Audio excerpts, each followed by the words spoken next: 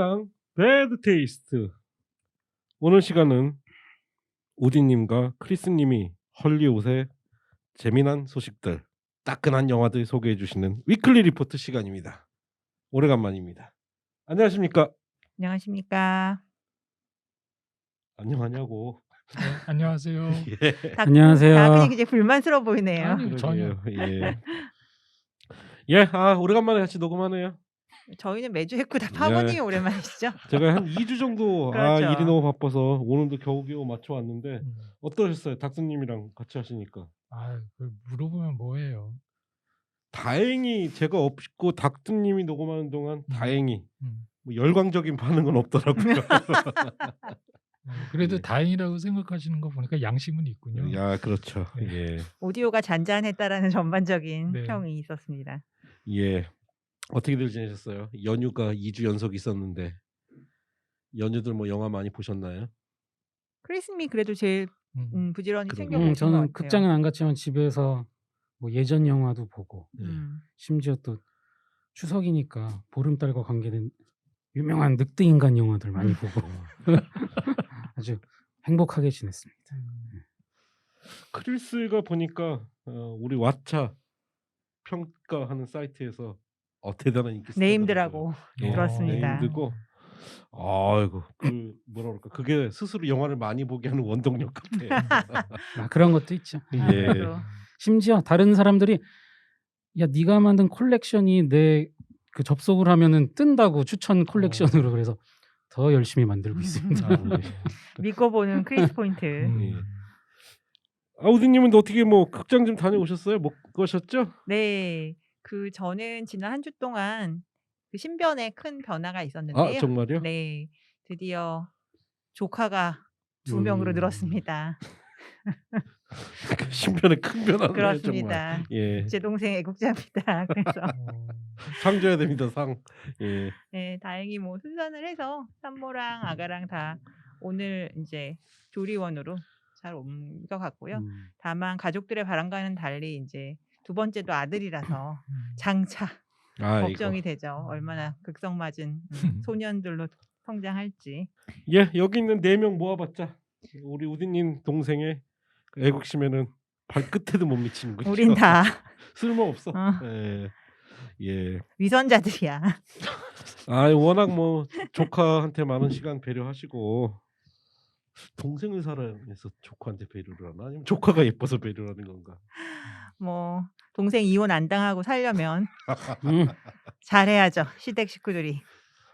저희 혼자 사는 모습 보니까 그런 거 안 되겠구나. 안 돼. 어렵게 큰일 나, 간 큰일 나. 장가 지켜줘야겠구나. 그럼요. 큰일 그렇군요. 납니다. 예. 큰일 납니다. 영화는 좀 뭐 보셨어요?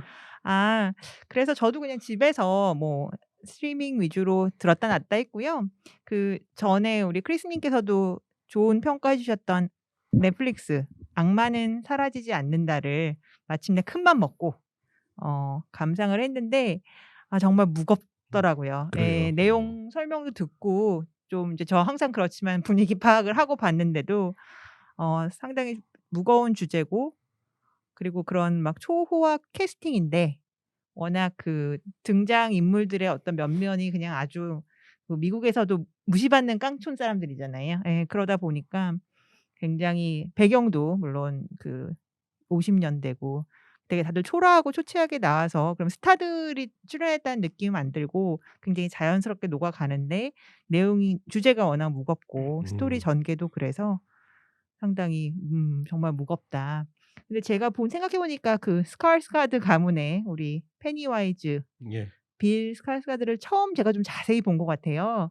근데 뭐 인물은 사실 형님에 비하면 훨씬 못하죠. 떨어지지만 매력이 있더라고요. 그래서 저 친구가 저래서 많이들 기용이 되는구나라는 확실하게 느꼈습니다. 그 보안관 역할에 세바스찬 스탠이 나오는데 원래는 그게 크리스 에반스가 하려고 그랬어요. 그래요. 캡틴 아메리카가 못하는 거를 윈터 솔저가 대신. 멀리 못 갔네. 저는 이 영화 그 오프닝에 나오는 나레이션만 한 8번 본 것 같아요. 켜고 잤구나. 5일 연휴 때 너무 걸작이라고 소문이 나가지고 보는데 일단 앞에 10분을 못 견디겠어. 그 나레이션이 원작 작가 아닌가요? 맞습니다. 그쵸. 그래요. 아, 네. 그렇구나. 왠지 모건 프리먼이 해야 될 것 같아. 하도 나레이션 전문이니까. 근데 그냥 누군가 이름은 잘 모르겠다 했는데 나중에 찾아보니까 원작의 작가더라고요. 뭐 아주 영화 명성이 자자하고요. 뭐 혹자들은 뭐 올해 뭐 제일 재밌게 본 영화다. 굉장히 잘 만들기도 했지만 재미도 있다고 그러더라고요. 다크님 못 보셨어요? 네, 아직 안 봤고 감독의 전작을 봤는데 음. 그게 뭐였는지 기억이 안 나서 지금 계속 생각하고 있어요. 저번에 상당히 말씀하셨었거든요. 네. 그 감독이 그냥 헛헛한 감독이 아니라고. 예. 예. 그렇네요. 한번 저도 날 잡아서 컨디션 좋은 날 컨디션 보셔야겠습니다. 좋은 날 한번 봐야겠네요. 예. 예, 크리스님은 뭐 특별히 뭐 언급하실 영화 없고요. 제가 바티스타를 좋아하는데 예. 바티스타가 출연한 고만고만한 오락영화 2편을 몰아서 봤는데 뭐 그런 대로 킬링 타이밍으로 재밌더라고요. 스투버란 영화가 있고 그리고 마이스파이. 마이스파이 네, 저 근데 이벤트도 했었죠. 예, 근데 그 둘 다 바티스타가 저는 드웨인 존슨이나 존 시나보다 훨씬 자연스럽게 잘하는 것 같던데 느낌이. 표정 그래요. 연기는 좀 덜 그런데 그래서 도리어 좀 과한 게 없고 의외로 그 액션 코미디에 굉장히 잘 어울리더라고요. 그래서 연기력은 더 좋은 것 같아요. 예. 본인이 그 액터에 대한 좀 그게 좀 있어서 자부심이 있죠. 예. 자기는 무비스타가 아니다. 그 얘기도 했었고 뭐 드웨인 존슨을 약간 비하하는 발언 한 적도 있고. 예, 그래서 두 편 다 저는 뭐 그런 대로 볼 만한 영화들이었습니다. 드웨인 존슨은 사실 이목구비가 굉장히 뚜렷해서 막 이렇게 눈썹만 치켜져도 막 이렇게 좀 희화될 수 있는 굉장히 캐리커처 같은 느낌이 나거든요. 근데 바티스타는 그런 게 없죠. 그냥 좀 밋밋한 얼굴이라서 오히려 연기를 길게 한다면 더 좋은 마스크가 아닌가 싶어요. 몸을 주로 활용하는 액션 스타들이 거쳐가야 되는 필수 코스죠. 어린이와 나오는 어린이와 거. 나오는 코미디. 그렇죠. 예, 그걸 통해서 연기 변신. 기본 예. 코스, 기본 코스. 그걸 보니 바티스타도 연기에 대한 욕심이 있군요. 근데 좀 긴장해야 될 것 같은데요. 존 시나 또 드디어 이제 영화 배우로 상업 영화에 등장을 하잖아요. 또 다른 그렇죠. 프로레슬러 스타.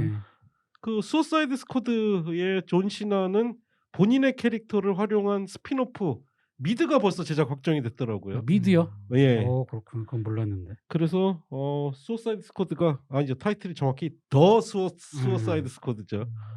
그래서 레슬러들이 아주 활발히 영화 배우로서 활동을 하고 있는 것 같습니다. 예, 하여튼 오래간만에 저희 4명이 함께하는 헐리우드 리포트 본격적으로 시작하겠습니다. 오랜만에 부고가 있습니다. 영화인이라고 할 순 없지만 또 우리 베테의 주력 청취층들에게는 의미 있는 그런 뮤지션이죠. 에디 밴 헤일런. 바로 그 하드락 그룹이라고 해야 되겠죠. 반 헬렌. 밴 헤일런의 네. 천재 기타리스트가 향년 66세로 타계했습니다. 저같이 이런 쪽 음악을 별로 문외한인 사람조차도 알고 있는 바로 84년, 83년작 점프가 대중적으로 가장 널리 알려진 그런 밴드죠. 뭐 스포츠 행사 오프닝이나 이럴 때 맞습니다. 정말 네. 많이 사용이 됐고 그리고 제 개인적으로는 재작년 그 레디 플레이어 원 오프닝에서 정말 그 빰빰빰 나오는데 소름이 쫙 끼쳤던 그런 어떤 80년대를 대표하는 앤썸 같은 그런 맞습니다. 음악이죠. 그래서 아마 뭐 음악을 좋아하셨던 분들이라든가 그 시절을 추억하시는 많은 분들이 좀 안타까워한 것 같고요. 아무래도 요즘 나이로 치면 좀 일찍 가서 그리고 같은 밴드 멤버들도 다 뭐 앞서거니 뒤서거니 유튜브 추모 영상 많이들 올라오고 있습니다. 예, 80년대를 대표하는 기타리스트고 지금 말씀하신 점프 같은 경우는 뭐라 그럴까요? 우리가 미국의 84년 하면 LA 올림픽으로 대변되는 굉장히 화려한 80년대 그렇죠. 문화의 어떤 최고조에 달했던 시대 그리고 그 시대를 대표하는 명곡이기 때문에 항상 그 음악 들으면 그 촌스러운 신디사이저부터 시작해서 스탠 형님 제일 싫어하는 거 아니야? 그런 거? 하여튼 그 80년대가 아련히 떠오르는데 맞아요. 그 이외에도 굉장한 명곡들 많이 발표한 헤비메탈 밴드인데 안타깝게 좀 일찍 돌아가셨어요. 그 점프는 저도 앨범을 산 게 기억나요. 그 천사가 이렇게 담배 피는 그 맞습니다. 자켓이 또 되게 유명했고 그다음에 제가 그냥 이런 하드락이나 헤비메탈 밴드 멤버들의 어떤 외모에 대해서 갖고 있는 선입견은 에디 밴 헤일런은 안 그랬거든요. 예. 엄청 귀엽게 맞아요. 생겼고 예. 동안이고 방글방글 되게 좀 불량스러워 보이지 않는 실생활과는 상관없이 그 같은 초기 멤버였던 뭐 데이빗 리 러스가 개날라리. 그렇죠. 그게 바로 그 얼굴이지. 기본적인 예, 예, 머리 예. 막 지저분하고 얼굴도 좀 이렇게 무섭고. 타이즈 입고 근데 거시기 부각시키고 맞아요. 근데 예. 그거에 비하면 에디 밴 헤일런 고이는 정말 외모도 굉장히 귀여웠던. 맞아요. 예. 저는 뭘로 또 기억하냐면 그 80년대 되게 유명했던 시트콤 스타 중에 멜로리 버티넬리라고 부부가 똑같이 생겼어. 정말 되게 귀여운 그 지금은 완전 아줌마지만 그 둘이서 한 20년 혼인 생활을 했거든요. 그 당시에 결혼해서. 예. 그래서 그때도 이제 이렇게 연애가 중계 같은 거 보면서 정말 둘이 너무 닮았다 생각을 했었는데 뭐 이혼을 했으니까 지금 부인은 아니지만 그런 생각 옛날 생각이 많이 나더라고요. 그리고 지난주 SNL에서 이제 음. 유튜브 채널에서 지금 보실 수 있는데 화이트 스트라이프스의 이제 잭 화이트가 예. 에디 밴 헤일런이 직접 자신을 위해서 디자인해준 이제 기타를 들고 나와서 추모 공연을 했어요. 근데 이제 노래는 잭 화이트 본인 노래를 했는데 이유는 에디 밴 헤일런 노래를 자기가 하는 거는 그 남자의 재능을 모욕하는 거다라고 생각이 들어서 기타만 그걸로 들고 이제 자신의 이제 음악을 하면서 추모를 한 영상이 있는데 유튜브에서 보실 수 있습니다. 예. 그래도 몰랐는데 저는 그냥 그 유명한 기타리스트들의 이름을 딴 기타들이 많으면 나는 그냥 그걸 기타 회사에서 그 사람 이름을 해주는 건 줄 알았더니 그게 아니라 에디 밴 헤일런 같은 경우는 원래 네덜란드 출신이니까 너무 가난해서 자기가 이런저런 부품을 맞아요. 갖다가 예. 자기 기타를 만들고 그 기타의 이름을 프랑켄슈타인이라고 붙였대요. 왜냐하면 프랑켄슈타인이 이제 예, 여기저기 그 조립 시체에서 조립했다는 가능하니까. 의미로. 예. 그래서 그 굉장히 많은 버전의 본인이 만들거나 아마 아이디어를 준 기타들이 있는 모양이고 그렇게 받은 사람들도 많다고 네. 이렇게 사인해서 그래서 굉장히 많은 그 음악인들이 추모하는 거 보면 정말 큰 영향력을 가지고 있었구나 싶더라고요. 예. 왜 그런지 모르지만 그 연주가 왜 그런지 뭐 저희가 전문가가 아니라서 모르지만 하여튼 정말 80년대를 대변하는 진정한 천재 기타리스트였고 그 동생과 함께 결성했던 밴드가 밴 헤일런인데 하여튼 80년대 대표하는 또 스타죠 스타. 또 그렇게 그냥 그쵸. 별이 되셨네요. 해결되지 않는 의문이 하나 있는데 우딘이 락 음악 별로 안 좋아하시잖아요. 그런데 그때 그 앨범을 사셨다고. 그러면서 앨범 자켓이 담배 피는 천사까지만 얘기하고 말았거든요. 그 앨범을 산 이유가 그 담배 피는 천사 때문에 샀다는 얘기인가요? 그때는 그냥 되게 유명한 건 다 샀던 것 같아요. 예.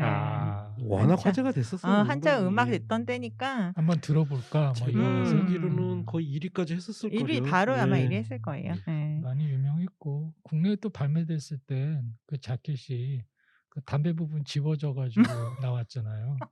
그죠? 기억나세요? 아이고 정말.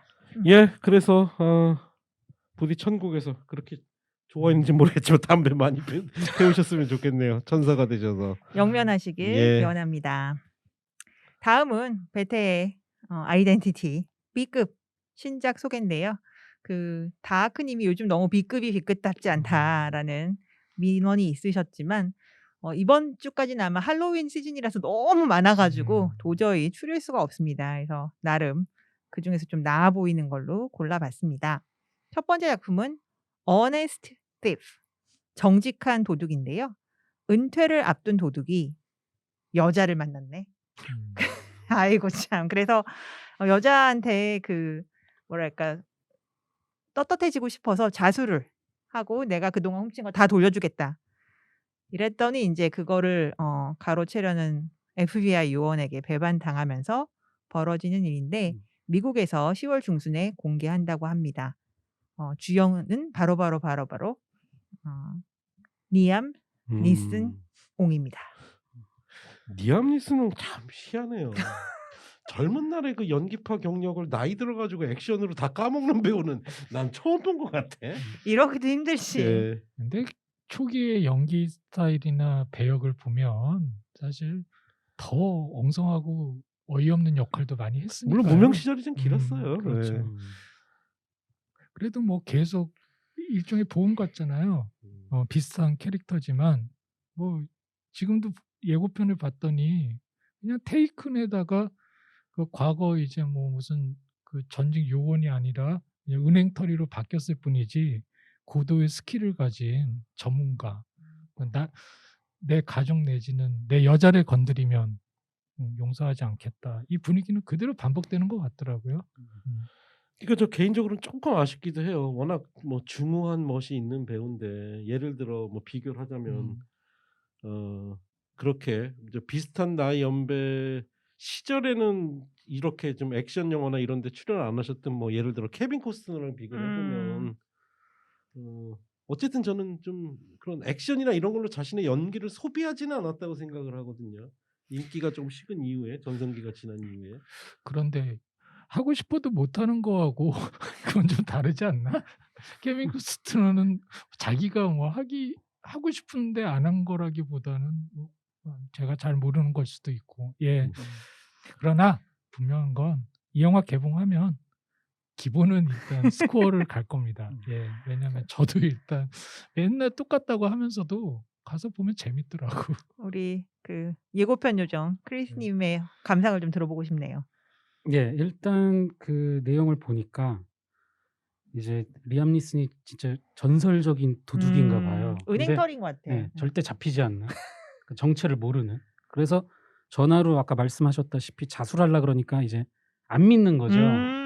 그러니까 기존의 베테랑 요원들이 지네들이 안 가고 신참을 보냈는데 신참이 눈앞에 돈이 이만큼 있는 걸 보고 이제 눈이 돌아가서 거기서 이제 얘네들이 사건이 얘를 이제 뭐 어떻게 속여가지고 돈을 뺏고 뭐 이상한 짓을 하다가 이제 리암 니슨 이제 전화를 하면서 내가 니네한테 이제 복수하러 간다. 이제 그런 내용인데 특이한 게 여기서 그 신참 요원 나쁜 놈으로 나오는 게 저 나쁜 놈으로 나오는 거 처음 본 것 같아요. 그 다이아드에서 존 맥클레인 아들로도 나왔고 터미네이터 제네시스에서 카일 리스로 나왔던 제이 코트니가 바로 그 신참 요원으로 나오더라고요. 수어사이드 스쿼드에서 나쁜 놈으로 나오잖아. 아 거기서 그거 나오는 예. 거죠. 예.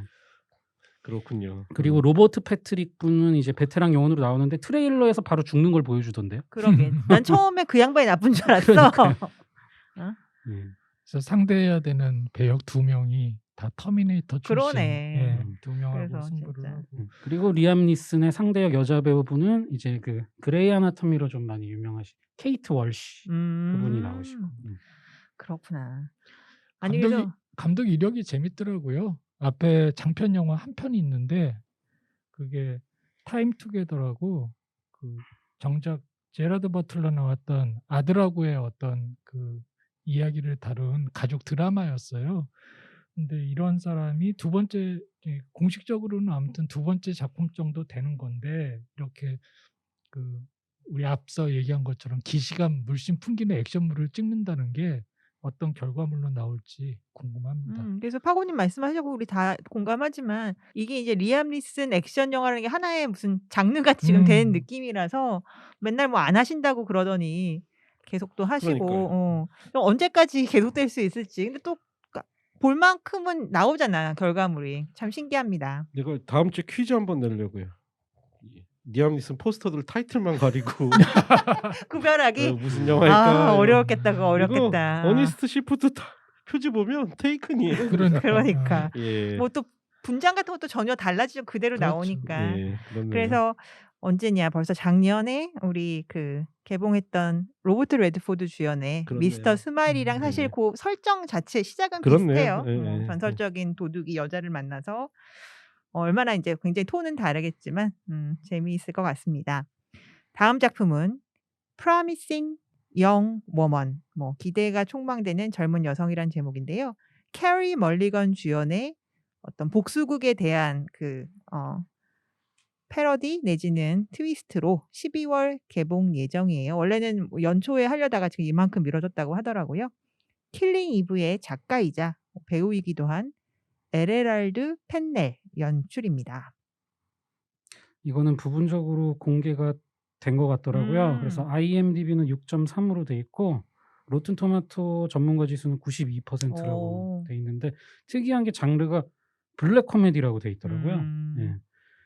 좀 더 자세하게 내용을 좀 보자면 이제 의대에 다니다가 다니는 그 당시만 해도 되게 그 제목처럼 아주 유명한 유망한, 젊은 여성이었는데 어떤 미스테리한 사건에 의해서 이제 트라우마를 겪게 된 후 이제 낮과 밤에 이제 이중 생활을 하는 뭐 그런 내용이라 그래요. 그러면서 근데 예상치 못한 만남 때문에 이제 이 주인공에게 과거의 잘못을 바로 잡을 기회를 주려고 한다. 뭐 이렇게 돼 있네요. 뭐 이건 저도 트레일러 봤는데 막 밤마다 술집이나 이런 데 다니면서 이렇게 흐트러진 모습을 보이더라고요. 우리 네, 주인공이. 예. 일단 캐리 멀리건 이미지를 아시는 분들은 굉장히 그 혁신적인 영화로 보일 것 같고요. 일단 그리고 썬댄스에서 이미 공개가 됐다고 해서 아마 그래서 평점이 올라와 있는 게 그러겠네요. 아닌가 싶네요. 그리고 트레일러를 보시면은 브리트니 스피어스의 톡식을 첼로 버전으로 연주하는 아, 게 그게 나오는데 그 곡이야. 너무 잘 맞아요. 맞아. 분위기랑. 그렇죠, 그렇죠. 저는 캐리 멀리건 보면 빠르게 달려가는 자동차 생각나요. 아, 캐리 멀리건의 인기는 저 자동차 속도만큼이나 빠르게 인기가 안았겠구나. 아, 정말 처음 등장했을 때. 그렇죠. 아, 물론 연기 경력은 길었는데 그 언에듀케이션이란 영화는 진짜 야, 이거 오드리 헵번의 그 환생이다. 환생이구나 했었는데 한 영화 한 몇 년 반짝하더니 정말 빠른 속도로 잊혀져 갔어요. 예. 고만고만한 그 그러게요. 주위 또래 여배우들 중에서 그렇게 대표작이라 할 만한 게 없었죠. 그러게 말이에요. 좀 안타까워요. 주로 아무래도 그 작품성 있는 이제 뭐 그렇게 또 규정하는 것도 좀 그렇긴 한데 아무튼 드라마 영화들에 좀 많이 나왔기 때문에 그런 것 같기도 하고 나는 빠른 자동차 생각난다고 하셔서 드라이브 얘기하는 줄 알았어 영화. 그랬더니 엉뚱한 얘기를 또 다른 얘기를 해주시네요. 결국은 그 이미지가 주는 한계인 거. 그래서 지금 이런 영화도 좀. 네, 근데 이번 작품은 확실히 그렇죠, 이전에 그렇죠. 아무튼 예. 그 배우가 딱 가지고 있는 이미지를 완전 전 처음에 그래서 다른 여자 배우인 줄 알았어요. 근데 맞더라고요. 뭐 서프리저트 정도, 뭐 서프리저트 사실 그 이미지를 활용한 건데 굉장히 소극적이고 치면 뭐, 툭 울 것 예. 같은 그런 그러니까요. 이미지죠, 뭐 시대 항상. 내지는 남성에 의해서 굉장히 순응하는 그런 역할로 이미지가 워낙 그렇죠. 연약해 보여서 좀 진짜 안타까운 배우예요. 예. 예, 어떻게 영화 이거 보실 거예요? 크리스님 약간 저는 두려운 영화 아니야, 이런 소재? 그래도 재밌을 것 같던데. 술집에서 조심합시다. 교훈적인 영화일 것 같습니다. 다음 B급 신작은 스마일리 페이스 킬러스예요. 이거 전에 그 영키문제로 우리 병자님이 한번 내셨던 것도 같은데 그건 다른 영화예요. 아니 그러니까 영화는 다르지만 이렇게 야, 스마일리 그렇죠. 예, 예. 그거는 같은. 아메리칸 사이코 이 원작자인 브래드 이스턴 음. 앨리스가 각본을 쓰고 그다음에 86년작 리버스 엣지 등을 연출했던 팀 헌터가 감독을 맡았습니다. 12월 라이언스 게이트 공개인데 크리스핀 글로버가 좀 중요한 역할로 나온다고 굉장히 합니다. 오래간만에 반가운 이름이네. 예. 지금 우디님이 아무렇지도 않게 1986년작 리버스 엣지라 말씀을 하셨지만 그게 언제적 영화인지 그러니까 예, 보니까 감독이 저도 특이해서 찾아봤더니만 그 물론 극영화, 극장용 영화들도 하는데 거의 대부분의 필모가 다 드라마들이에요. TV용이죠. 예, 그리고 시리즈 중에서 뭐 가끔 몇 편씩 하는 경우도 있는데 대부분 보면 다 드라마가 엄청나게 많은데 대부분 다 한 편. 그 미국은 많은 좀 횟수 중에 예. 그 시즌제라서 그러니까요. 그렇게 하긴 하죠. 그 내용은 이제 어떤 남학생의 익사 사건이 이제 이슈가 됐는데 주인공인 아주 잘생긴 젊은 축구 선수 제이크가 누군가 자기를 스토킹하는 것 같은 느낌을 자꾸 떨쳐내지 못하고 이제 내가 미쳐가고 있는 건가 뭐 이렇게 그런 내용이라 그래요. 근데 이제 트레일러를 보니까 이제 크리스핀 글로버가 이제 킬러죠. 어떻게 나오냐면 그 소에서 이제 직소 킬러가 맨날 입는 그 가운에 모자 달린 그런 거 입고 이제 킬러처럼 잠깐 나오는데 주연인 것 같지는 않고 그냥 분량이 좀 작아 보여서. 예. 근데 뭐 하여튼 크리스핀 글로버한테 되게 잘 어울리는 것 같던데. 그렇죠. 그냥 나오면 범인 아니야 그 양반은. 혹시라도 그 배우를 인지 못하시는 청취자들 또는 시청자 계시다면 일단 아이러니하게도 가장 유명해진 작품은 백투더퓨처였죠. 네. 거기서 아버지 아버지 역할이었지만 그 이후로 이제 맡은 역할들은 전부 다 지금 캐릭터 같은 뭔가 좀 이렇게 비어 있거나 아니면 뭔가 분노에 차 있거나 이런 캐릭터들을 늘 해왔고 그래서 개인적으로는 참 사생활이 알고 싶지 않은 배우 중에 한 명이에요. 왠지 알면 엄청날 것 같아 이 사람은. 예, 그래서 내가 감당이 안 될 것 같아. 조사해서 다음 주에 꼭 알려줘야지. 이런 예. 저는 옛날 미녀 삼총사에서 맞아요. 그 네, 허방한 거기서 악당 그런- 기억납니다. 그 백투더퓨처 관련해서는 이런 인터뷰를 했더라고요. 2편인가부터는 자기 역할을 다른 사람이 다른 배우가 했잖아요. 연기했어요. 예. 그거를 되게 불쾌하게 음. 생각한다는 예. 인터뷰를 하더라고요. 그래서 연기력이 이후에- 떨어지는 사람을 갖다 놨다 뭐 이런 그러니까. 식으로 얘기하면서. 예. 그래서 이후에 그렇게 변했나? 찾아보니까 크리스핀 글로버가 리버스 엣지 출연을 했었네요. 음. 하도 오래전이라 기억이 안 났었는데 상당히 큰 역할 공동 주연이었나 본데요, 거의. 예.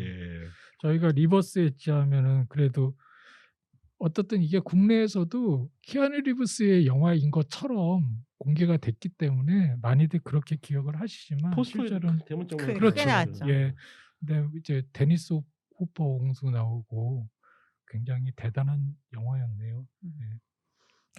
다음은 몇 편의 A급 신작을 소개하겠습니다.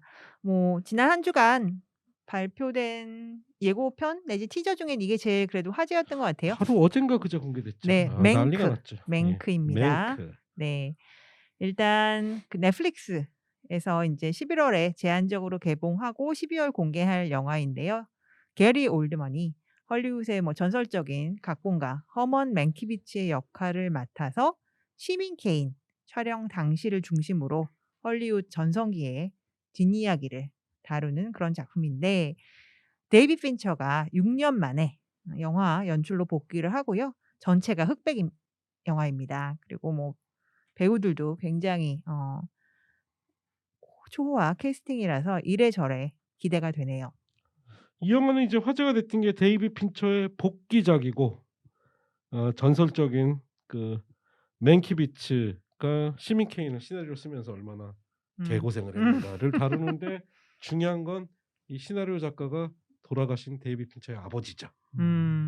그래서 더욱더 화제가 됐고 예고편 보시면 알 텐데 아주 완벽하게 그 시민 케인이 나왔을 당시에 고전 클래식 헐리우드 영화처럼 찍어놨어요.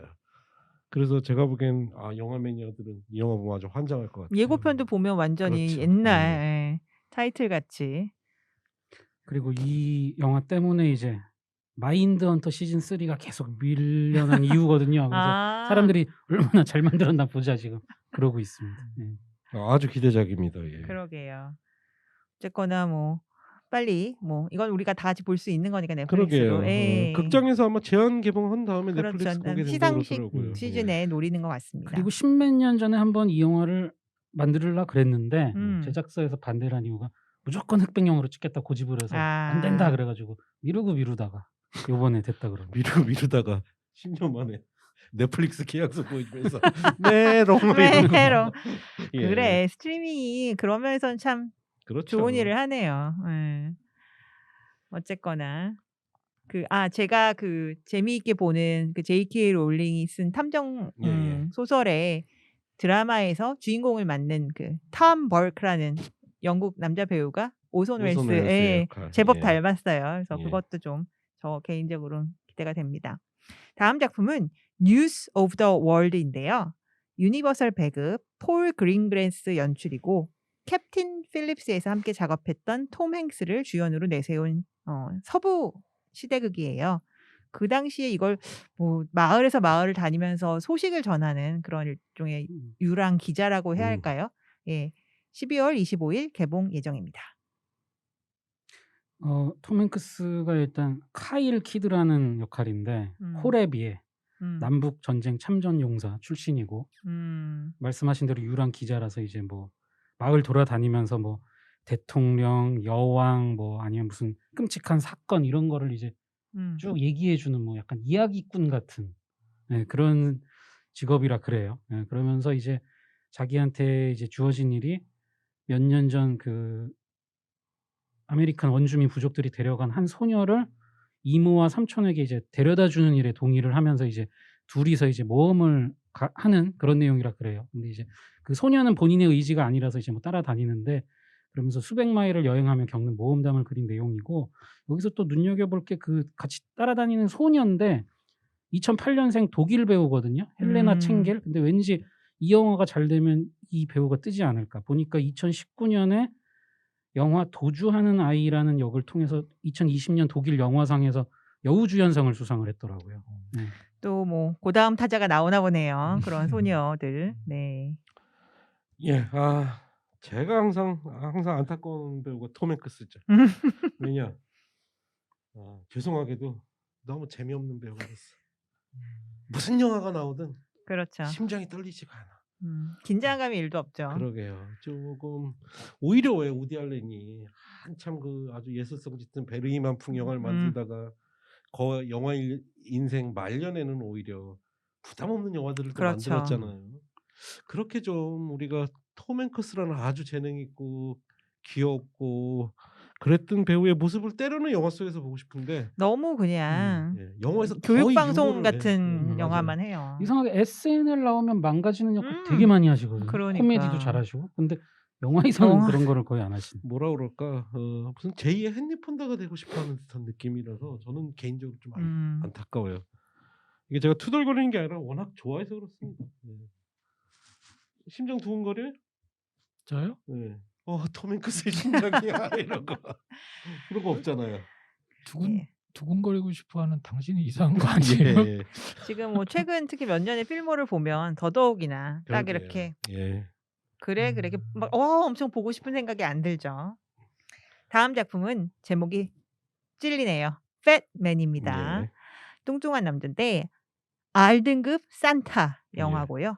뭐 지난주에도 저희가 한번 언급했던 사반 필름 배급인데 2017년작 스몰 타운 크라임의 감독을 했던 애숑 넬스, 이안 넬스 브라더스 연출이에요. 멜 깁슨이 연기를 하는 산타가 있어요. 근데 그 산타로부터 어린 시절에 그지 같은 선물을 받은 소년이 복수를 하려고 획책한다는 그런 좀 황망한 내용입니다. 이게 시놉시스를 보니까 이거는 뭔 내용인지 잘 모르겠는데 하여튼 뭐 본인 사업이 잘 안 돼서 산타클로스로 알려진 그 이름이 이제 크리스 크링글이거든요. 이름이 똑같네. 근데 군부대와 뭐 파트너십을 맺게 된다 그래요. 근데 그 내용이 있고 이제 그 다음 시놉시스 내용이 뭐냐면 이런 와중에 크리스 크링글은 자신의 스타킹에 석탄 덩어리를 받고 나서 분노한 12살 소년이 고도로 숙련된 암살자를 이제 고용해서 죽여달라. 그래서 싸움을 벌이게 된다는. 그래서 트레일러 보면 그 살인 청부업자하고 이제 멜 깁슨하고 둘이서 총격전하는 내용이 나옵니다.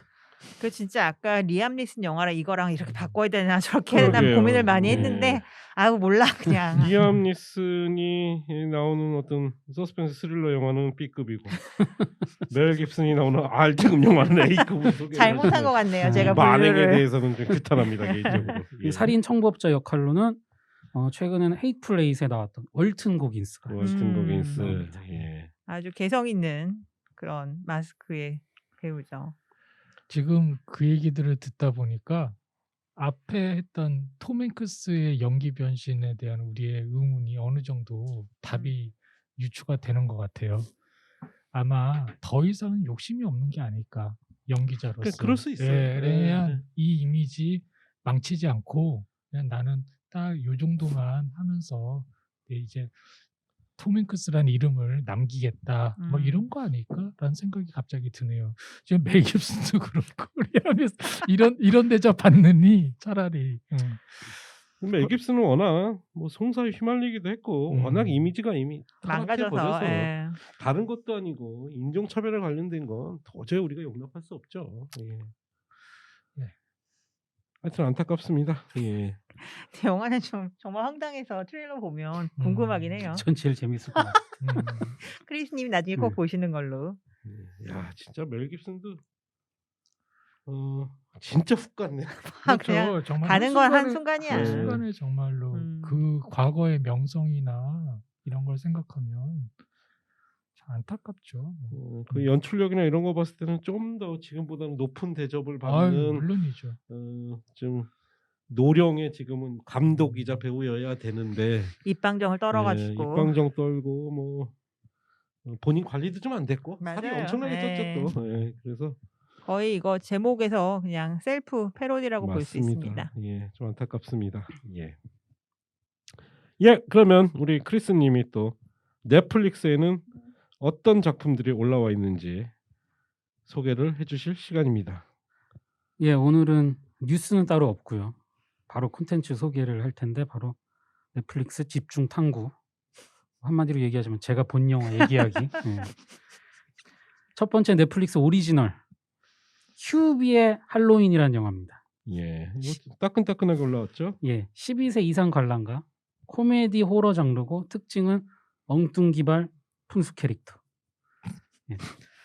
아담 샌들러가 설립한 해피 메디슨 프로덕션이 제작사로서 이제 넷플릭스와 손을 잡고 그 전에 선보였던 뭐 리디큘러스 6나 두 오버, 머더 미스터리 등의 코미디 영화에 이어서 또 새로 내놓은 코미디 영화입니다.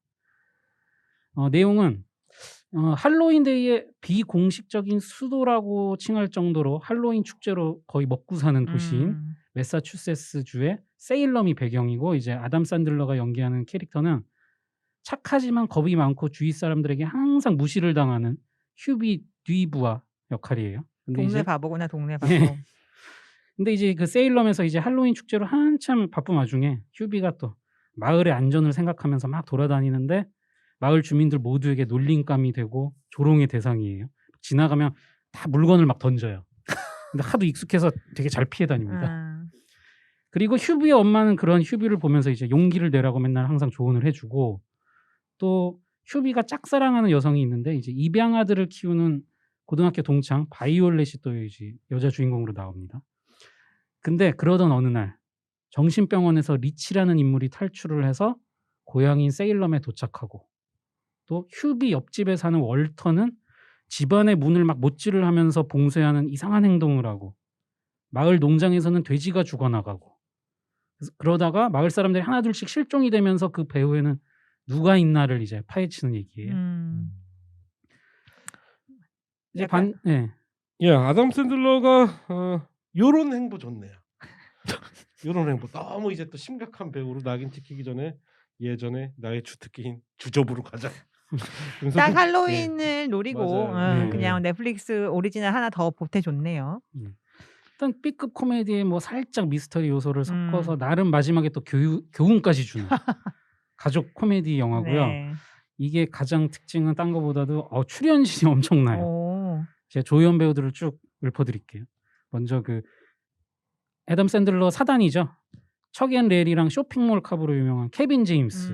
네, 그리고 아까 말씀드린 여자 주인공은 모던 패밀리에서 이제 유명한 줄리 보웬, 그리고 레이 리오타, 아이고. 스티브 부세미, 또 마야 루돌프, 또 빼놓을 수 없죠. 롭 슈나이더, 그리고 지금 SNL 현재 그 크루인 키넌 톰슨, 그리고 팀 메도우스, 그리고 또 드라마 더 실드와 판타스틱 4에서 그 띵 역할을 했던 마이클 치클리스까지. 좋아하네. 패밀리 영화 맞네. 패밀리 영화. 그냥 사단이 다 동원됐네. 조연 배우가 나올 때마다 그냥 그 얼굴 보는 재미로. 예, 다른 건 없고. 그 아까 말씀드린 그 정신병에서 탈출한 역할은 이제 롭 슈나이더가 맡았고. 그것만 생각해봅니다. 그리고 옆집에 이상한 행동을 하면서 자기 집 막 창문을 다 못질해서 막는 역할은 이제 스티브 부세미. 그 둘이 좀 웃깁니다. 많이 웃기네요. 예. 생각만 해도. 예, 그래서 보면은 그냥 좀 그런 건 있어요. 아직도 이런 식으로 그 괴롭히는 미국 영화가 나오나? 그 아까 초반에 너무 무시를 당한다 그랬잖아요. 그 왕따 시키는 강도가 되게 세요, 되게 초반에. 근데 이제 마무리가 이제 교훈이라 그러려고 저렇게 한 것 같다. 애덤 샌들러 영화니까 용납되는 것 같아. 근데 좀 심하긴 심해요. 요새 보면 요새도 저런 영화가 나오는구나 싶을 정도로. 근데 뭐 그냥 킬링 타임용으로 볼만합니다. 뭐 늘 그랬어요. 늘 그의 코미디들은 그 호불호가 갈릴 수밖에 없는 게 그거를 그냥 코미디로 이렇게 인정하고 그 정도로 수용하는 사람들에게는 매우 즐겁지만 그게 용납이 안 되는 사람들한테 매우 불쾌한 코미디거든요. 그리고 어쨌든 넷플릭스가 진짜 먹여 살린다 뭐 이런 얘기를 전에 우디님이 아마 하셨던 것 같은데 여전히 그 행보를 이어가고 있고 계약을 많이 해놔서 꾸준히 이런 식으로 테마에 맞게 하나 보네요. 그리고 전 파고님하고 조금 또 생각이 갈리는 게 언컷 잼스에서 그나마 좀 배우로서의 뭔가 좀 자질을 제대로 좀 보여줬구나. 저는 되게 그건 좋았거든요.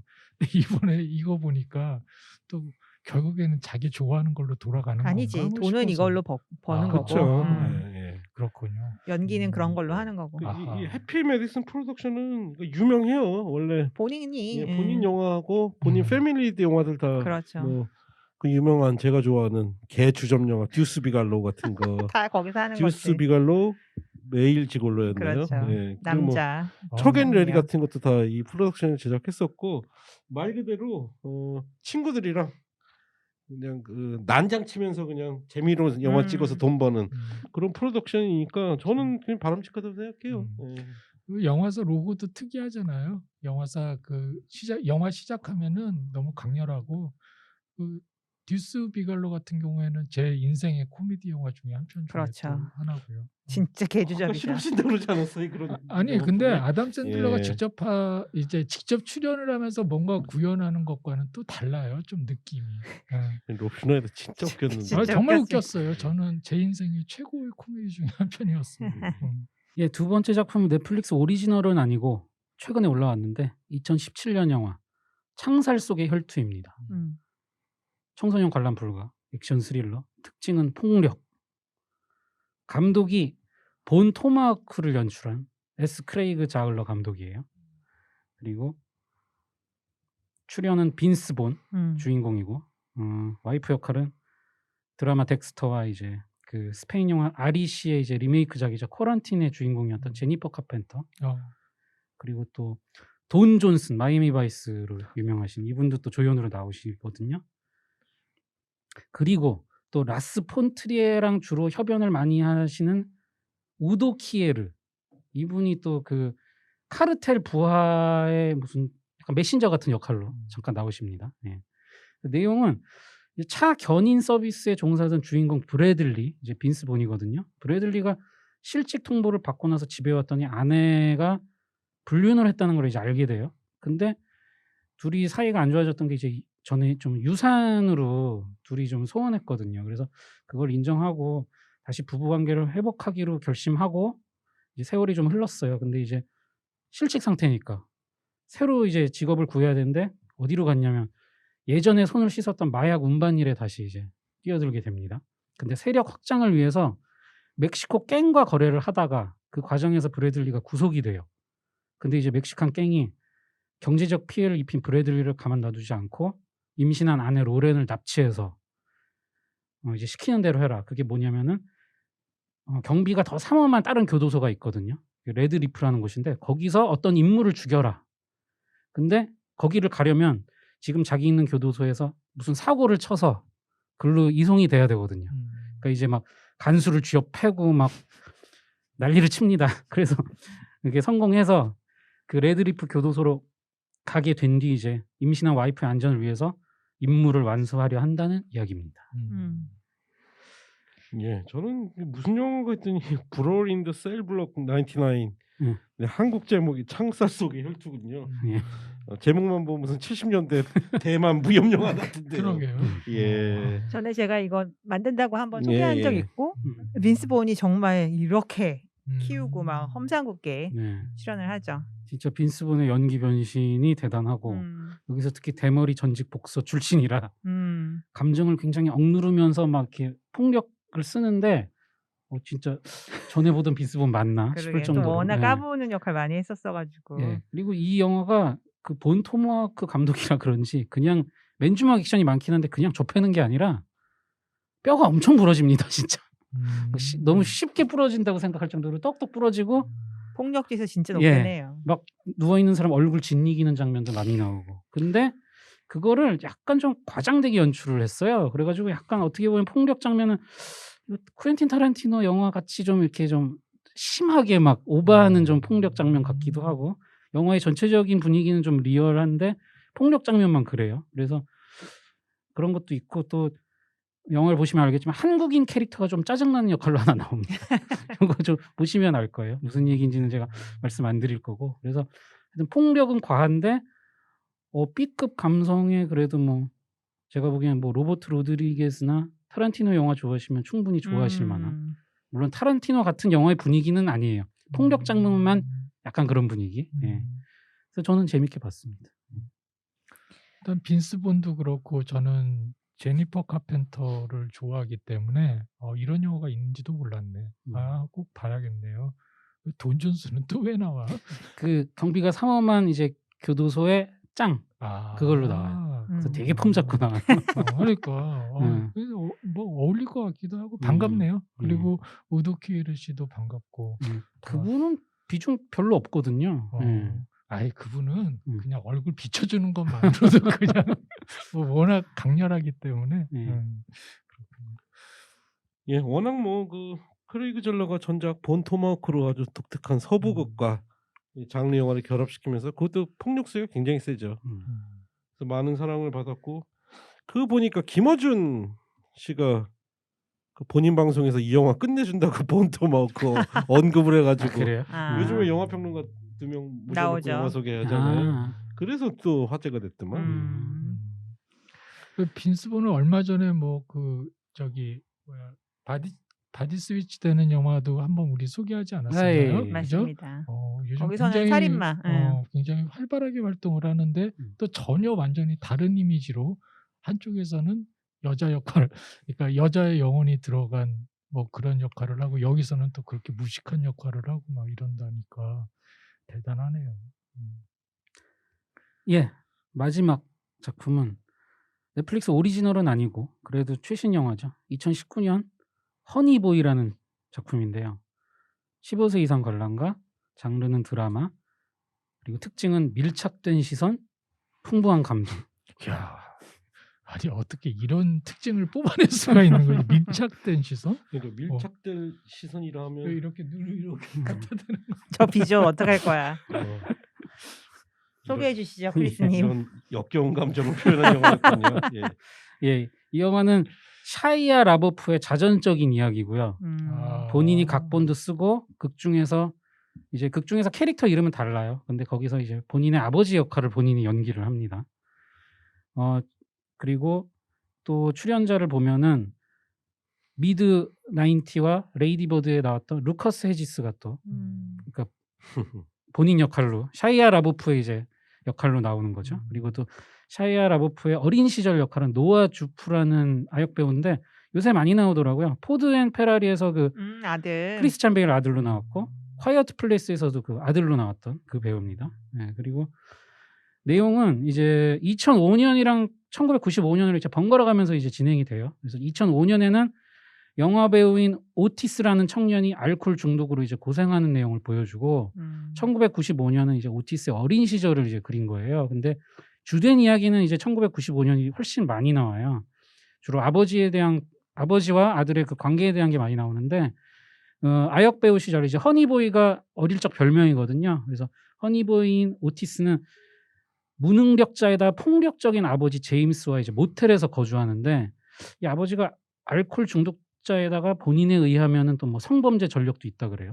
그리고 거기다 또 마리화나까지 손을 대고 하여튼 아들의 매니저 역할을 한다고는 하는데 거의 빌부터 사는 그런 느낌이고 심지어 아들에게 손찌검이나 언어 폭력도 뭐 일상다반사인데 근데 오티스는 이런 아버지로부터 학대와 폭력을 당하면서도 아버지를 싫어하기도 하지만 또 아버지의 사랑을 되게 받고 싶어하는 그런 게 있어서 영화를 보시면 그런 좀 매우 복잡한 좀 부자 관계가 계속 묘사되는 영화예요. 예. 그래서 보면은 또 뭐 알코올 중독이 이제 대물림되는 그런 것도 나오고 왜냐면 아버지도 알코올 중독인 게 알고 보니까 할머니가 또 알코올 중독이었거든요. 예. 그랬고 결국 아버지도 아들한테 영향을 끼쳤고 그래서 이게 약간 샤이아 라보프가 되게 지금 사고뭉치 이미지잖아요. 그래서 자기 그렇게 각인된 본인의 이야기를 좀 하고 싶었던 것 같기도 하고 아버지에 대한 섭섭함도 담은 것 같고 또 아버지를 연기하면서 아버지를 좀 이해해 보려고 노력을 한 작품 같습니다. 극복하려고 했다 보네요. 예, 변명도 하고. 샤이어 라보프는 남자 캐리 멀리건이죠. 정말 처음 나왔을 때 야 얘는 씹어 먹겠구나 그렇지. 싶었는데 좀 게으른 천재 같아. 자기 관리 안 글쎄. 되고 뭐 이렇게 또 본인이 변명을 하니. 사고도 많이 쳤고. 그렇죠.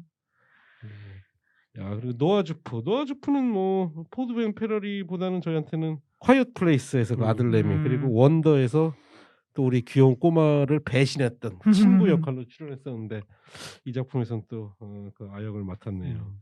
뭐 그런 일화도 있대요. 그 루카스 헤지스랑 노아 주프가 샤이아 라보프 연기를 하기 위해서 뭐 샤이아 라보프 집으로 뭐 다짜고짜 쳐들어와서 같이 뭐 생활하고 그래서 나중에 힘들어서 샤이아 라보프가 나가서 살았다는 그런 얘기도 새끼들 있더라고요. 때문에 귀여워라. 예. 그럼 영화 이제 괜찮더라고요. 이거 예. 보고 싶네요. 예. 예. 그리고 샤이아 라보프 좀 다시 물론 영화 촬영은 계속 쭉 해왔는데 좀 보고 싶어. 좀 메인 영화에서도 정말 재능 있는 배우인데요. 뭐 최근에 말씀드렸지만 그 리치몬트의 청춘 예. 그 대본 읽기 행사에서 션 펜의 그 전설적인 연기를 너무나 재미있게 해냄으로써 최근에 또 화제가 크게 됐었고 그다음에 그 바네사 컬비랑 나왔다는 그 영화에서도 아주 진지한 연기 보였다고 하니까 성숙하게 좀 이렇게 그러게. 한번 본인의 그거를 하고 뭐 돌아왔으면 좋겠습니다. 저는 샤이아 라보프 하면 딱 강렬하게 남는 기억 하나가 있어요. 뭐냐면은 스필버그한테 낙점이 된 즈음에 이제 국내에도 그 이름을 본격적으로 알리기 시작한 작품이 디스터비아라는 스릴러, 저예산 그렇죠. 스릴러인데 예. 이 작품에서 초반에 이 아버지와의 어떤 사건이 있어요. 그래서 아버지를 바라보는 이 눈빛이 있어요. 그 딱 한 장면이 너무나 그 눈에서 보여지는 그 감정이라는 게 야, 배우가 연기를 할 수 있는 게 이 정도 경지가 가능하구나. 더군다나 젊은 배우가 그때 좀 엄청 충격을 받았던 기억이 있어서 그 이후로의 이제 행보가 참 더 안타깝게 느껴지고 그렇습니다. 기본적인 역량이 있는 배우니까 맞아요. 한번 두고 예. 보죠. 또 나이가 들면서 극복만 한다면 더 그런 모든 경험이 자산이 되는 거니까. 다음은 몇 편의 신작 제작 소식입니다. 첫 번째 또 이거 센형님 계셨으면 국뽕이 차오르는 그런 소식인데요. 제목이 엄마예요. UMMA로 표기하는 것 같은데 엄마. 샘 레이미가 제작하는 초자연적 호러고요. 샌드라 오 주연입니다. 미국의 어떤 농장에서 평화로운 조용한 삶을 사는 여성에게 한국에서 이제 돌아가신 어머니의 뭐 유골이 도착을 하자 이상한 사건들이 벌어진다고 하고요. 한국계 영화인인 아이리스 심이라는 여성분이 각본 및 연출을 하게 됩니다. 일단 보니까 이게 이제 유골이 도착한 다음에 이제 산드라오가 막 자기가 본인의 어머니처럼 뭐 되어가는 게 아닌가 하면서 뭐 이렇게 뭐 그런 거에 사로잡혀서 뭐 그런 내용이라 그래요. 예, 그리고 제가 아이리스 심 이분을 조금 찾아봤더니 전작 유명한 게 다큐멘터리 영화가 하나 있고 그리고 단편 호러 영화가 하나 있어요. 근데 그 다큐멘터리 영화로 조금 주목을 받으셨더라고요. 내용이 실화인데 이제 한인 가족을 다룬 거예요. 근데 내용이 좀 소개를 하자면 일단 그 가족의 아버지는 이미 10년 만에 암으로 세상을 떠났고 2년 후 세탁소에서 강도 살인을 당한 어머니 그리고 19살 때 누나의 약혼자를 살해한 혐의로 100년형을 선고받고 교도소에 수감 중인 아들 그리고 동생의 살인을 사주한 혐의로 역시 100년형을 받고 동생의 교도소로부터 한 48km 떨어진 곳에 정신병동에 갇혀 있는 누나 이게 한 가족이 얘기입니다. 그게 무슨 하우스 오브 서인가 그건가요? 예, 더 하우스 오브 서라는 이제 뭐 부서진 아메리칸 드림을 다룬 다큐멘터리 영화 이걸로 조금 이분이 주목을 받으셨더라고요. 예, 그러고 나서 이제 단편 영화 중에 H7N3라는 게 있는데 이거는 보니까 뭐 조류 독감 그거 얘기하는 거더라고요. 근데 봤더니 뭐 되게 짧아요. 내용은 뭐 의사가 뭐 이렇게 어떤 꼬마 여자애가 약간 독감 증세가 있어서 가서 진찰을 했는데 얘가 막 협조를 안 하고 막 물어뜯고 그랬는데 그래서 아예 신경질 나서 집에서 나와서 갈라 그러는데 갑자기 집에서 비명 소리가 막 나더니 여자애가 문 열고 탁 나왔는데 피투성이가 된 거예요. 그러니까 자기 부모님을 뭐 어떻게 했겠죠. 그러면서 그 여자애가 막 뛰쳐서 어디로 도망가면서 이제 영화가 끝나는 그런 단편 영화를 하나 만드셨더라고요. 그래서 예. 끔찍하겠네요. 예.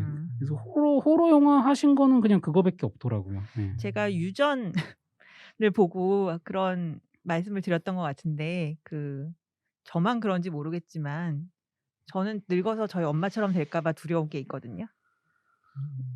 그게 뭐 저희 너무 어머니 닮아서. 그러니까 어머니가 뭐 문제가 있다기보다는 그게 아마 늙는 거에 대한 두려움일 수도 있고 그런 마음에 들지 않는 매너리즘이라든가 주책맞음 뭐 여러 가지 그 내가 성인이 되면서 보이는 내 부모의 어떤 못난 부분 이런 것들에 대한 그런 좀 공포 내지는 두려움이 있는데 그런 게 그 유전도 사실 그랬고 거긴 그야말로 이제 집안 내력이니까 만약에 이 영화 저는 못 보겠지만 뭔가 또 그런 게 그 기저에 깔려 있는 그런 테마가 아닐까도 짐작해 봅니다. 저는 오늘 소개한 작품들 중에서 가장 기대작이 될 음. 것 같네요. 다음은 아직 제목은 정해지지 않은 데이빗 오 러셀의 신작 소식인데요. 예. 본인이 직접 각본과 연출을 하고 크리스찬 베일, 존 데이빗 워싱턴, 마고 로비 주연이고 촬영은 엠마뉴엘 루베츠키가 맡는다고 합니다. 원래 뭐 마이클 B 조단 출연 이야기가 있었는데 아마 이게 이제 존 데이빗 워싱턴으로 교체된 것 같네요. 급이 좀 낮아져. 아깝네. 예. 예. 불안합니다. 그러다가 블랙팬서 진짜 주인공 될까 봐. 우리 덴젤 워싱턴 아드님 설마 그럴 일 없겠죠. 예. 제가 이 기사를 보고 좀 찾아보다 보니까 저는 최근에 알았는데 데이빗 오 러셀이 성질 더럽다고 소문이 났더라고요. 예. 그 옛날에 뜨기 전에도 릴리 톰린이라고 그 예, 배우한테 막 그 영상이 있어요 유튜브에 막 욕하고 난동 피고 심지어 막 여자 비하하는 욕도 하고 그랬는데 뭐 나중에 화해는 했대요. 그런 일도 있었고 쓰리 킹스 찍을 때는 조지 클루니와 뭐 머리를 바꾸고 싸웠다는 얘기도 있고 멱살잡이 예, 좀 예. 했나? 그리고 아메리칸 허슬 때는 또 에이미 아담스를 하도 들들 볶으니까 심지어 크리스찬 베일이 참다 못해 그만 좀 그러라고 막 감독한테 욕을 했다고. 근데 요번에 다시 또 작업을 하네요. 그러니까 결과물은 이렇게 나쁘지 않으니까. 제가 되게 좋아하는 감독이거든요. 영화 기가 막히게 잘 찍어요. 저는 감히 지금 아메리칸 허슬이 저 개인적으로는 21세기에 나온 영화 중에 제가 제일 좋아하는 영화 중에 한 편이거든요.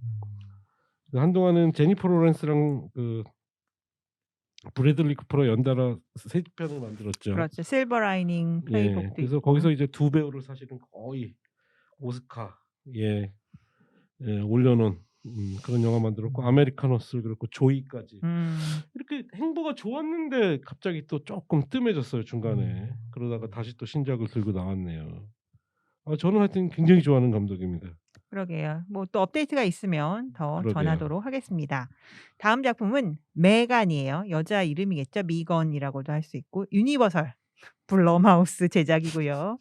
그 겟 아웃에서 여주인공 역할이었죠. 앨리슨 윌리엄즈가 이번엔 주연을 맡아서 만드는 영화인데 제임스 완이 스토리를 내고 제작자로 참여한다고 합니다. 자기들 말로는 테크 호러 스릴러다라고 하는데 완구 회사에서 로버트 완구를 연구하는 여성이 갑자기 이제 조카를 돌보게 되면서 자기가 프로토타입으로 가지고 있던 미완성된 어린이용 로봇을 가져다 주는데 벌어지는 일이라고 해요. 감독은 2014년작 하우스 바운드의 제라드 존스톤입니다. 그래요? 그럼 감독을 보니까 조금 마음이 바뀌네요. 예. 하우스 바운드는 진짜 재미난 호러 영화죠. 코미디면서도 호러 영화인데 기가 막히게 재밌죠. 근데 시놉시스 보면은 2019년판 사탄의 인형 생각이 많이 나요. 그러니까요. 예. 블룸하우스. 거기서 좀 예. 걱정이 되죠. 예, 조금 우려가 되는데 뭐 최근에 보니까 블룸하우스 이름 걸고 HBO인가에서도 뭐 미니 시리즈 앤솔로지 HBO였나요? 아마존이요. 아마존이요. 웰컴 투 지금 4편 블럼하우스. 나왔어요. 4편. 평은 어떤가요? 한 2편 정도는 괜찮은 것 같고 2편은 음. 평 되게 안 좋은 것 같고 그런 것 같더라고요. 많이 만들어서 걸리면 걸리는 대로 하는 모양이네요. 아니. 다음 작품도 약간 국뽕입니다. 제목이 하복이에요. 막 뭐 난리가 났다 정도의 뜻이겠죠. 악녀. 정병길 감독이 실화를 바탕으로 만드는 액션 스릴러라고 합니다. DMZ 북쪽에서 이제 헬기가 추락돼서 고립된 미군 뭐 예비군들이라고 해야 될까요? 이런 사람들이 남북 간 위기 일발의 상황에서 이제 미군의 도움 없이 DMZ를 탈출해서 남쪽으로 내려오기 위해서 고군분투한다는 내용이래요. 요거는 감독님이 얘기한 걸 들어보니까 일단 DMZ가 나오지만 뭐 정치적 입장을 취하거나 그런 내용은 절대 아닐 거라 그러고 뭐 본능과 훈련을 통해 본격적인 전쟁으로 고조되는 그 긴장을 피해야 하는 그 특별한 상황에 던져진 등장 인물들에 대한 이야기다. 이렇게 얘기를 하셨어요. 미국 영화고 네. 감독은 정병길 감독. 정병일 네. 감독이고 헐리우드 진출을 하는 거죠. 야, 독특한 네. 설정이군요. 제가 정병길 감독은 뭐 친분은 없는데 되게 애정이 있어요. 정병길 감독이 원래 스턴트맨 출신이죠. 아, 그래요. 그리고 이제 본인이 그 액션 스쿨, 그 유명한 액션 스쿨에 들어가서 자기가 겪었던 이야기, 그리고 그 액션 배우를 꿈꾸며 함께했던 그 동료들이 다 해체되는 모습을 담은 우린 액션 배우다라는 아주 기가 막히게 재밌는 그렇죠. 다큐멘터리로 그렇죠. 데뷔를 해서 뭐라 그럴까요? 그런 거 있잖아요. 이 영화 끝내줘보다는 이 사람 잘 됐으면 좋겠다. 근데 그 사람이 이렇게 그랬던 감독님이 떠서 이렇게 헐리우드까지 에이전트 콜을 받고 감독이 됐다는 거 보니까 정말 굉장히 뿌듯합니다.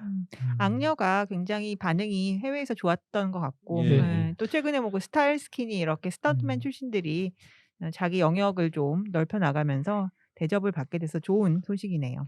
그 내가 살인범이다 같은 경우도 일본에서 리메이크가 되고 그렇죠. 뭐 이 정도로 계속, 그러니까 또 전반적으로 좋은 작품들 평가를 받고 있죠. 네. 그러니까 물론 이제 스턴트맨이다 보니까 과도하게 내용과는 상관없는 액션이 벌어지긴 해요. 악녀 같은 경우에 좀 그랬던 것 같아요. 악녀 근데 그 김옥빈 씨가 그 뭐였죠? 자동차 액션씬은 진짜 끝내주죠.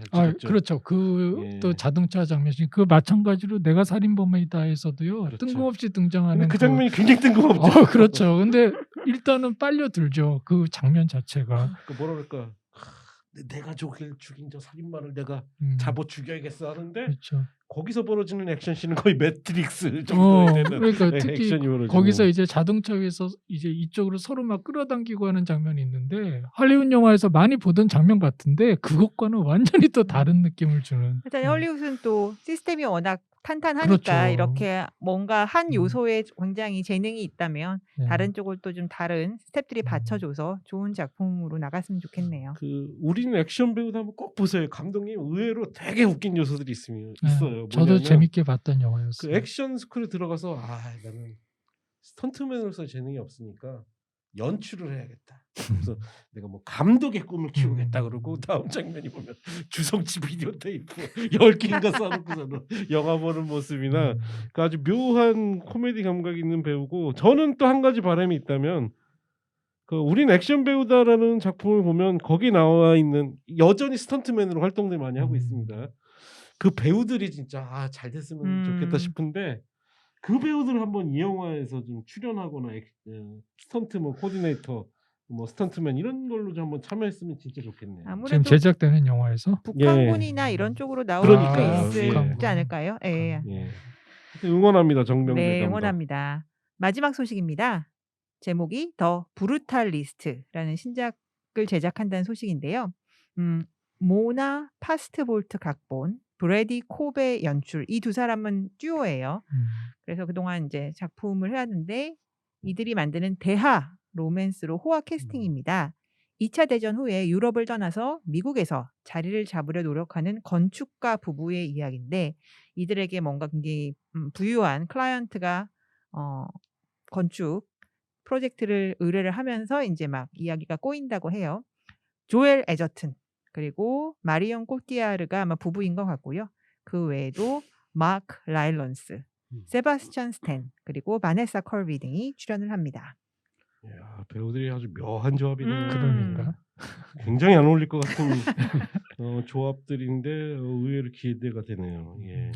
이거는 건축가 부부인데 제목이 브루탈리스트인 거 보니까 저도 이거 정확히 몰랐어요. 근데 찾아보니까 이제 건축 양식 중에 브루탈리즘, 그 콘크리트가 약간 노출되는 건설 재료의 질감을 이제 좀 외관에 노출시키는 스타일. 그러니까 분명히 그거에 대해서 뭔가가 나올 것 같아요. 그러네요. 아니 뭐 시대 배경도 그렇고 어쩌면은 그런 양식의 처음 시작을 뭐 이제 그러니까 실화 소재에서 무슨 영감을 받은 그런 영화 아닐까 싶기도 하네요. 반응이 없는 거 보니까 아닌 것 같죠. 지금으로서는 좀 감을 예. 잡기가 예. 그 정도 양식을 하려면 2차 대전 후 유럽보다는 좀 이전 아닐까요? 그럴까요? 예. 자, 그럼 내기합시다. 제가 맞으면 500원씩 저한테 주세요. 알겠습니다. 예. 제가 틀리면 알겠습니다. 500원씩 드릴게요. 예. 하여튼 진짜 독특한 조합이라 기대가 되네요. 예, 우리가 맨날 비웃는 조엘 에저튼이 음. 당당한 주연으로서 좋은 예. 연기 저는 보여줄 수 있을까? 안 비웃었어요. 네. 네. 예, 오늘도 두 분이 재미난 소식들 많이 전해주셨는데요. 다크님 어떠셨어요? 늘 저는 영광이죠. 이 자리에 그렇죠. 원래 닥터님이나 병자님이나 우리 스탠리 형님이 앉아 계시면 훨씬 더 풍성한 시간이 될 텐데.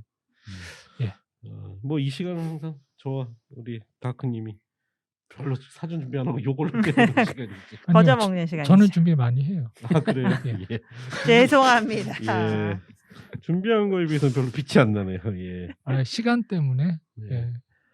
예. 아이고 계속 신작 소식은 들리는데 좀 안타깝습니다. 영화들 계속 개봉 그렇죠. 연기되고 있고 마지막 기대였던 뭐 원더우먼도 결국 또 연기될 것 같고 듀운도 예. 1년을 연기가 돼서 많이 섭섭하네요. 생각해보면 10년 만에 우리가 마블 시네마틱 유니버스를 못 만나는 첫 해인 것 같기도 하고요. 저의 해안이 돋보이지 않습니까? 그러게요. MCU를 자발적으로 끄는 네. 전혀 알지 못했지만 복귀할 명분을 줬어. 그렇대. 내가 1년을 쉬었어. 이러면서는. 1년만 쉬면 다행입니다. 지금. 예. 아이고 정말 지금 방역 조치를 좀 낮췄다는데 참 이게 벌써 극장을 안 가는 게 저도 생활화됐다. 그러니까. 저 거의 한 달째 영화 못 봤어요. 음. 추석 뭐 한국 영화 3파전 한 개도 안 봤어요. 일이 바빠서 그런 거 그런 것도 아니었어요? 있는데 일단은 귀찮아. 몸이 귀찮아. 넷플릭스에 볼 거 너무 많아. 그렇긴 그래서 해요. 이게 아유 진짜 걱정입니다. 맞아요. 습관이 될까봐 그게 무섭죠. 다시 한번 힘내고 진짜 빨리 우리 여러분들과 오프라인에서 만나서 같이 영화 보고 즐기는 시간이 돌아왔으면 왔으면 좋겠네요. 좋겠네요. 이것으로 위클리 리포트 마치겠습니다. 고맙습니다. 감사합니다.